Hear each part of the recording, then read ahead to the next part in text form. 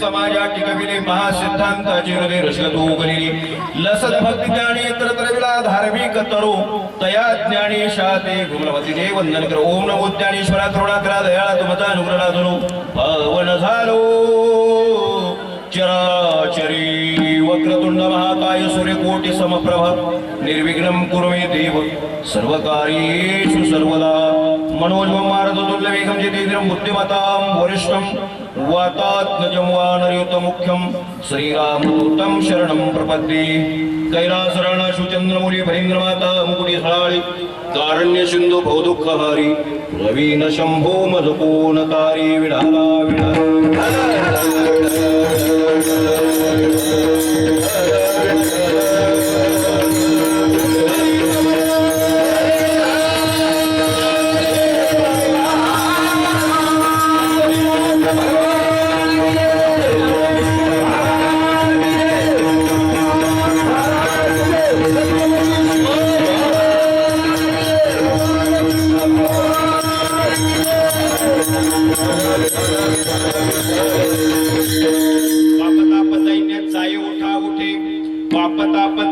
जाय उठा उठे झालिया भेटी हरिदासांची ऐसे बळ नाही आणि कांची अंगी तपे तीर्थे जगी दानव्रत चरणीचे रजवंदी शुळ पाणी चरणीचे रजवंदी शुळ पाणी नाचती कीर्तनी त्यांचे माथा भवतरावया उत्तम हे नाव भिजोनी दीपाव हात काही ऐसे बळ नाही आणि कांची अंगी तपे तीर्थे जगी दानव्रत तुका म्हणे मना झाले समाधान तुका म्हणे मना झाले समाधान देखिला चरण वैष्णवांचे ऐसे बळ नाही आणि कांचे अंगी तपे तीर्थे जगी दानव्रत विठाला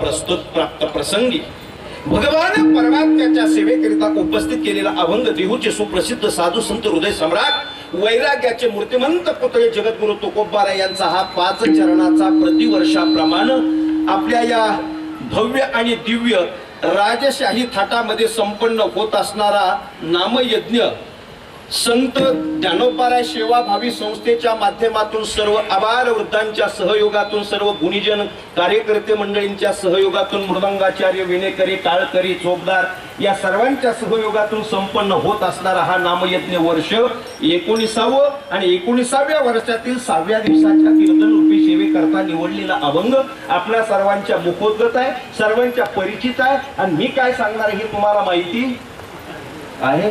मग आता काय सांगायलाच नको.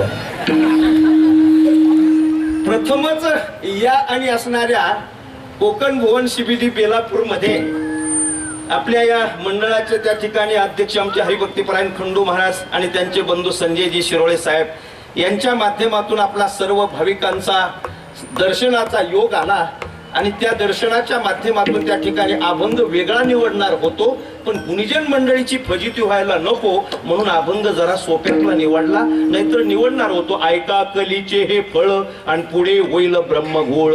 म्हणलं शिंदे बाबा आपलाच व्हायचा ब्रह्मघोळ, कारण येतानाच झालाय घोळ. येताना सुद्धा त्या ठिकाणी त्रासच झाला. म्हणजे आता महाराजांना सारखं फोनवर इकडे वळा तिकडे वळा, अर्धा तास इथेच भ्रमंती चालली होती. चला मला महत्वाच्या आणि मुख्य विषयाकडे त्या ठिकाणी ओळायचंय. अभंग जगद्गुरु तुकोबारायांचा आहे, 5 चरणाचा आहे आणि हरिदासांचं महत्व प्रतिपादन करणार आहे. कारण जगताच्या प्रांगणामध्ये आपण बारकावा विचारात घेतला तर आपण सर्व सुज्ञ मंडळी आहात. जगाच्या प्रांगणामध्ये सर्वांना सुखाची अपेक्षा आहे, दुःख कोणालाही नकोच आहे. आणि सुखा करता जेवढा काही जगतामध्ये जीव आटापिटा करतोय, अट्टहास करतोय, तर कशा करता हा अट्टहास आहे? फक्त सुखा करता. सुखम सर्वाय रुच्यते मज लागे दुःख व्हावे ऐशे कोणी भावेना जीवे. दुःख कोणालाच नकोय, सुख सर्वांनाच हवंय. का मग आता सुखा करता नाना प्रकारचे उपाय त्या ठिकाणी करणं स्वाभाविक आहे. अनेक उपाय त्या ठिकाणी आपण करतो, जो जो भेटेल, ज्यांनी ज्यांनी जो जो उपाय सांगितला तो उपाय आपण करतो, पण कशा करता? सुखा करता. महत्वाचा मुद्दा लक्षात घ्या. मग आता संतांनी अवलोकन केलं, जगद्गुरु तुकोबाराय, ज्ञानोबाराय, सावता बाबा आदी करून त्या ठिकाणी आपण काकडा भजनामध्ये म्हणत असतो की नाही, कबीर, मुमीन, लतिफा, मुसलमान, सेना, नाभिदान, विष्णुदास, उंचणीच्या काही, नेने भगवंत. म्हणजे ही सगळी भक्तांची मांदियाळी अवतीर्ण झालेले बहुजन समाजामध्ये संत. आणि या संतांनी जगाला नेमकं हवं काय, जगातील सर्व प्राणी मात्रांना हवं काय याचा शोध त्या ठिकाणी घेतला. मग हे अरे सुखा करता भटकंती करतात, सुख यांना हवंय, मग कोणत्या माध्यमातून त्या ठिकाणी सुख मिळेल या करता त्या ठिकाणी असणारा उपाय जगद्गुरु तुकोबारायांनी तुम्हा आम्हाला सांगितला. विडाला विडाला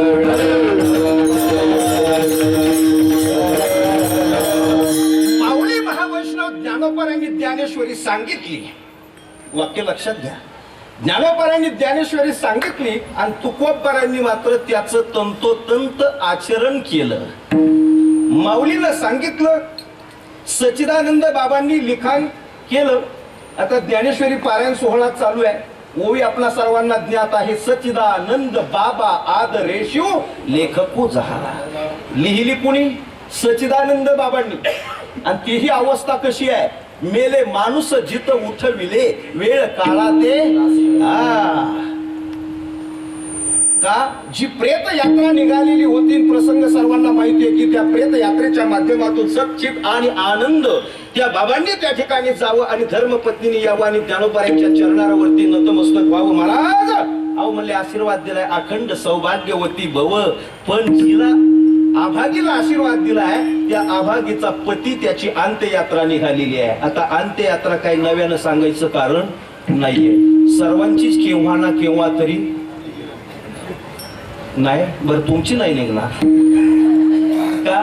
दुःखवाचक शब्द माणसाला आवडत नाहीये. हा, आणि दुःख झाल्याशिवाय राहत नाही का? अपेक्षा सुखाची आहे, पण सुख मिळेलच याची शाश्वती देता येणार नाही. पण दुःख त्या ठिकाणी अपेक्षा नसलं तरी ते आपल्या समोर आल्याशिवाय राहत नाही. हा जगतातला नियम आहे. विडाला विडाला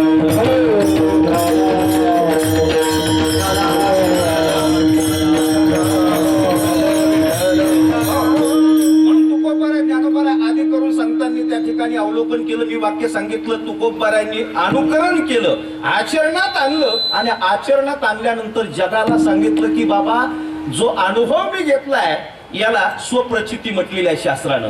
शास्त्र प्रचिती, आत्मप्रचिती, गुरु प्रचिती आणि स्वप्रचिती म्हणजे स्वतःचा अनुभव. आणि अनुभवाचं शास्त्र म्हटलं की जगद्गुरु तुकोबारायांची गाथा. गाथा एकदा माथ्यात शिरली तर मी म्हणतो आपला माथा सुपीक झाला. आणि गाथा नुसती वरवर त्या ठिकाणी वाचली, माथा सुपीक होणार नाही. का? कारण गाथा करण्याकरता माथ्याची गरज आहे, अर्थात बुद्धीची गरज आहे.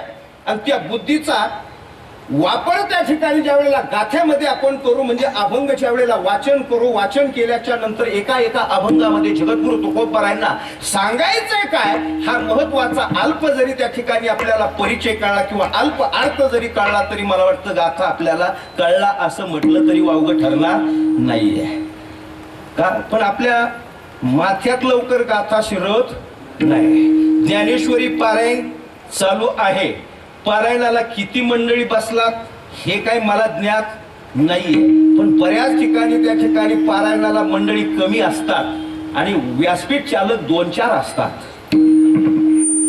तुम्हाला बरोबर आहे ना.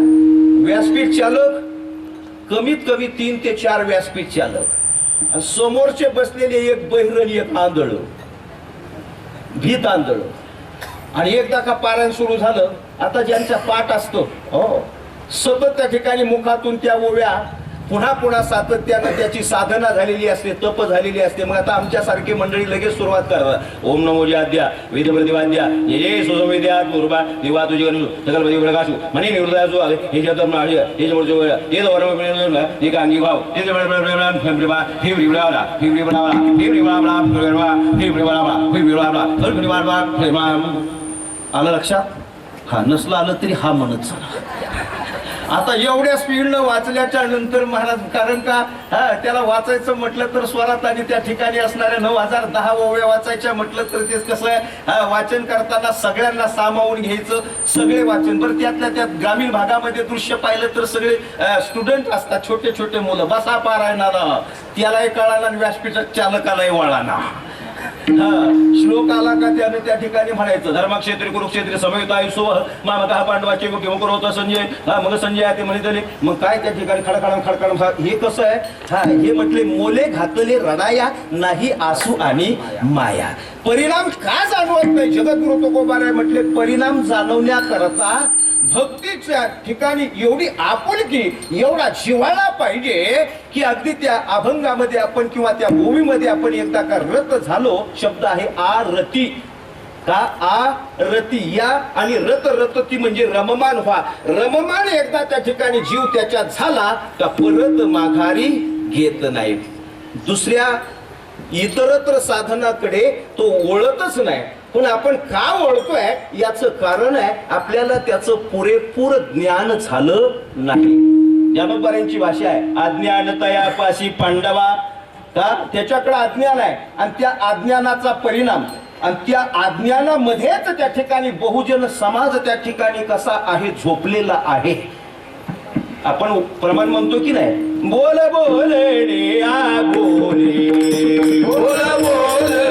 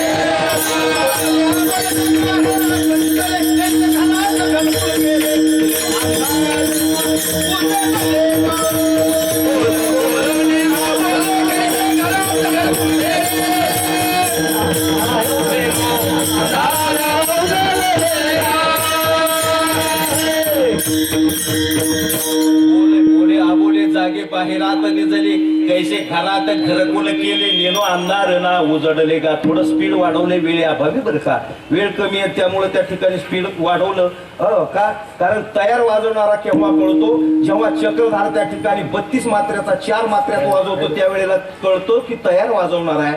नाहीतर तो जर त्या ठिकाणी 32 मात्र्याचा 64 मात्र्यात वाजवत असेल तर मला वाटतं त्याचं मात्र झाल्याशिवाय राहत नाही. मात्र कळतं का काय, मात्र ग्रामीण भागातला शब्द आहे. आता आपणही ग्रामीण भागातून राजधानीच्या शहरामध्ये वास्तव्याला आपल्या कर्माच्या माध्यमातून खंडू महाराज आलेले बरोबर आहे ना. मात्र पूर्वी असायचं मात्र, आता मात्र गेलं. मात्र हा चला, मला त्या विषयाकडे वळण्याकरता वेळ नाहीये का. गाणारा सुद्धा तयार केव्हा पळतो, चांगला ताना मारू मारू, काय मधुवंती, काय मुलतानी, काय भीमप्लास, काय पटदीप, काय चारुकेशी, काय रे रे निरेगरे निरेगरे निरेगरे वा म्हणजे लईच जातोय बुवा.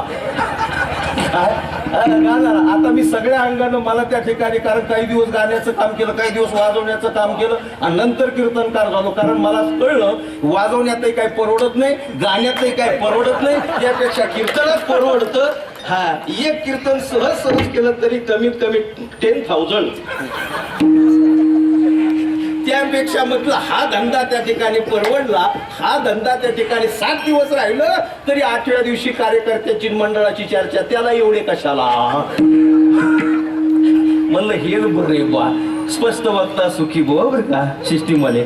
हा, ही वस्तुस्थिती आहे आणि ती वस्तुस्थिती नाकारता येत नाही. एक तर मी फुटक्या तोंडाचा जबाब आहे. सकाळी बोट्याला सांगितलं, म्हणलं लोकांचा स्वभाव अलीकडे असा आहे का, माणसं त्या ठिकाणी कसं, आता महाराजांनी मला थोडं बंधन घातलं. म्हटले महाराज सुज्ञ मंडळी आहे, सुशिक्षित मंडळी आहे. अरे पण सुशिक्षित जरी असले तरी अभ्यास त्याच पद्धतीनं, पण सांगायचं कोणत्या पद्धतीनं का. ज्ञानोबाराय म्हणतात, आहा कटकटा हे ओखटे, ये मृत्यू लोकीचे ओखराटे. अर्जुना त्यात जरी आवचटे जन्मला शितो. हे सगळं उलट सूत्र आहे.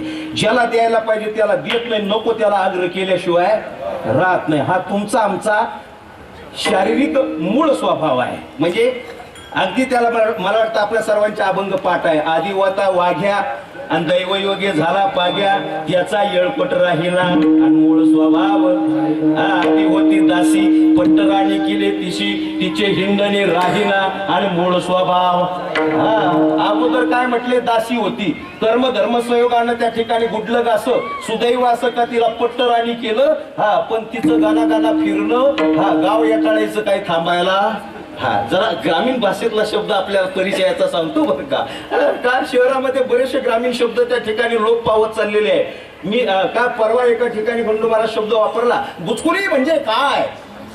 99% लोकांना बुचकुली शब्द सांगता आला नाही. मग मृदांगाचार्यालाच विचारायला म्हणलं, मृदांगाचार्य सांगा बुचकुली. मग खाली एक 12-13 वर्षाचा मुलगा बसला होता. म्हणलं बाळ्या सांग बुचकुली म्हणजे काय. तो म्हणतो वाटीचं बुचकुली. म्हणलं बुचकुली म्हणजे कुचकुली. बुचकुली म्हणजे काय, एक ग्रामीण शब्द आहे. पण याला त्या ठिकाणी ज्ञानोबा म्हणतात, माझा मराठाची बोल कौतुके अमृताते पैजा जिंके, किंवा नवरसी भरवी सागर करवी उचित रत्नांचे का. प्रत्येक शब्दाला आपल्याला सप्रमाण आहे. कारण मराठी भाषा, त्या मराठी भाषेमध्ये ज्ञानोबांनी 56 भाषेचा केलासे गौरव आणि हवार नवी नाव उघाडले. प्रत्येक शब्द जर बारकावा आपण विचारात घेतला आणि ज्ञानेश्वरी वाचली ना, वाचल्याच्या नंतर आपल्याला लक्षात येतं की सगळे शब्द ज्ञानोबांनी त्या ज्ञानेश्वरीमध्ये शब्दांकन केलेले आहेत. फक्त वाचायला वेळ पाहिजे, वाचली पाहिजे. आणि जनाबाई म्हणतात वाचावी ज्ञानेश्वरी, डोळा पहावी जेजुरी, पंढरी पंढरी पहावी. परिणाम ज्ञान होय मुढा अति मूर्ख त्या जगडा. म्हणजे मला वाक्य सांगायचं का, ओवी ही आपल्या पुढे मांडली होती. आहा कटकटा हे ओखटे. ज्याला गरज आहे ना त्याला आपण जरूर दिलं पाहिजे. भुकेल्याशी द्यावे अन्न, द्रव्यपात्र पाहून या. ज्याला भूक लागली, आमच्या माता भगिनी त्या ठिकाणी ग्लासभर पाणी म्हणा, किंवा आधुनिक शब्दामध्ये, आधुनिक इंटरनेटच्या काळामध्ये टेक्नॉलॉजी जरी त्या ठिकाणी प्रगत झाली तरी बाटलीमध्ये का होईना परंतु पाणी येतं. हो का, बाटलीत पाणी येतं. त्या बाटलीचा परिणाम वा वा वा, समजने वाले को इशारा काफी होता है. बाटलीमुळे सगळं जग बाटलं. काय अलीकडे फार त्या ठिकाणी असणारी म्हणजे मोठी शोकांतिका आहे. मला सांगायचं का, ग्लासामध्ये तांब्यामध्ये काय साधन असेल त्या ठिकाणी का पाणी येतं. गासभर त्या ठिकाणी किंवा घोटभर चहा का होईना परंतु येतो. यात माणूस की आपण समजतो. पण भुकेले अशी द्यावे अन्न, पण ज्याला द्यायला पाहिजे त्याला नको, त्याला आग्रह करण्यात अर्थ नाही. पण आपली गंमत अलीकडे अशी पाहायला मिळते खंडू महाराज. काय म्हण, ज्याला डायबिटीज झाला त्याला म्हणतो एवढा लाडू खाता का. कोणाला कोणाला त्याला डॉक्टरनी सांगितलंय यातला एक पदार्थ खाल्ला तर बोलो राम बहीण मुक्काम पोस्ट स्मशान खाई, आम्ही जातो आमच्या गावात. रिकाम्या जागा भरा का. म्हणजे ज्याला त्या ठिकाणी इच्छा नाहीये, त्याला खाण्याची त्या गरज नाहीये, पण त्याला आपला आग्रह असतो. मला सांगायचं का, जाता जाता मी त्या ठिकाणी नेहमी दृष्टांत सांगत असतो.